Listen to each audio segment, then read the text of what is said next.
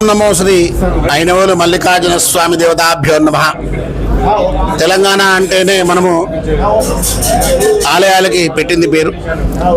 అందులోనే ఇక్కడ చాలా ఆలయాలు మనం చూసినట్లయితే 11వ శతాబ్దానికి సంబంధించిన ఈ కాకతీయుల శైలి ఏదైతే ఉందో వాటి నిర్మాణాలనే మనము ఇక్కడ మొదలుగా ఉన్నాయి అని భావిస్తూ ఉంటారు. కానీ అంతకన్నా పూర్వం ఉన్నటువంటి ప్రముఖ శైవ క్షేత్రాలలో 9వ శతాబ్దంలో ఇక్కడ ఉన్నటువంటి ఐనవోలు మల్లికార్జున స్వామి క్షేత్రం ఇక్కడ విరాజిల్లుతూ ఉన్నది.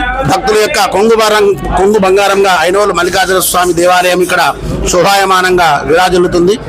ఇక్కడ చూసినట్లయితే తెలంగాణ యొక్క సంస్కృతి సాంప్రదాయాలు ఏవైతే ఉన్నాయో అవి ఈ జాతరలో ఉట్టిపడుతూ ఉంటాయి. ఎందుకు అలా అనవలసి వస్తుంది అంటే మనము చెల్లించేటటువంటి ఏదైతే పూజా కార్యక్రమాలు ఉన్నాయో వాటిలో మనం ఏమి వాడుతున్నామో వాటికి ఏం ఖర్చు పెడుతున్నాం అనేటువంటిది చూసినట్లయితే అక్కడ సాంప్రదాయం ఆ నేలలో పండేటువంటి పంట కానివ్వండి, ఆ చుట్టుపక్కల ప్రాంతాల్లో ఉన్నటువంటి ఏదైతే స్థితిగతులు ఉంటాయో వాటిని ప్రతిబింబించేలాగా జాతరాలు ఉంటాయి. అందులో భాగంగా మొక్కుబడి జాతరాల సీజన్ మొదలైందని చెప్పుకోవాలి. ఎందుకంటే సంక్రాంతిలో ముఖ్యంగా మనం చూసుకున్నట్లయితే ఐనవోలు జాతర మనం ప్రధానంగా చెప్పుకోవాలి. ఇక్కడ భక్తులు వేలు లక్షలు ఖర్చు పెట్టిన అవసరం లేదు ఈ ఆలయానికి వస్తే. ఎందుకు అంటే వారికి సునాయాసంగా దొరికేటువంటి ఇంట్లో పండించేటువంటి వరి పంటలు ఏవైతే ఉన్నాయో, గోధుమ నూక, వరి నూక, పెసరు నూక ఏవైతే ఉన్నాయో వాటిని ఉపయోగించి ఇక్కడ స్వామివారికి మొక్కులు చెల్లించుకుంటూ ఉంటారు.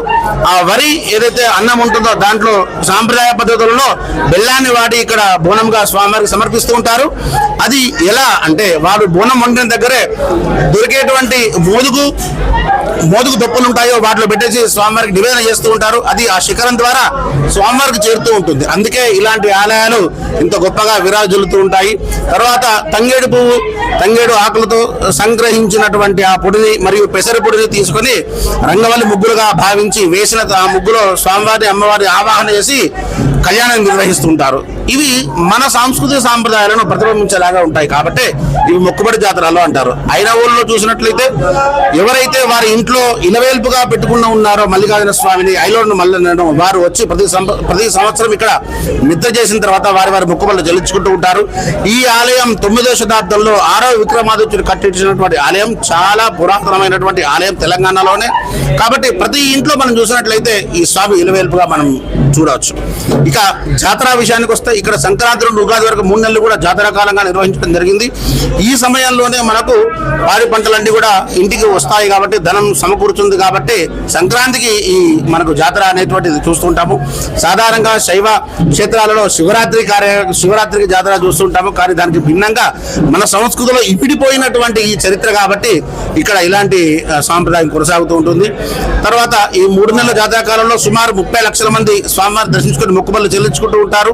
ఇక శివరాత్రికి 5 రోజుల కళ్యాణంతో పాటు ఉగాదికి ముందు వచ్చేటువంటి ఈ ఆఖరి ఆదివారం రోజున తెలంగాణలోనే ఎవరు కూడా నిర్వహించినటువంటి భారీ పరిమాణంలో మనం ఇక్కడ పెద్ద పట్టణం నిర్వహించుకుంటాము. కాబట్టి ఆ రోజున కూడా భక్తులు లక్షల సంఖ్యలో వచ్చి స్వామివారిని దర్శించుకొని పునీతులు అవుతూ ఉంటారు. ఐనవోలు మల్లికార్జున స్వామి క్షేత్రం నుంచి ఐనవోలు మధుశర్మ నందనం అర్చక.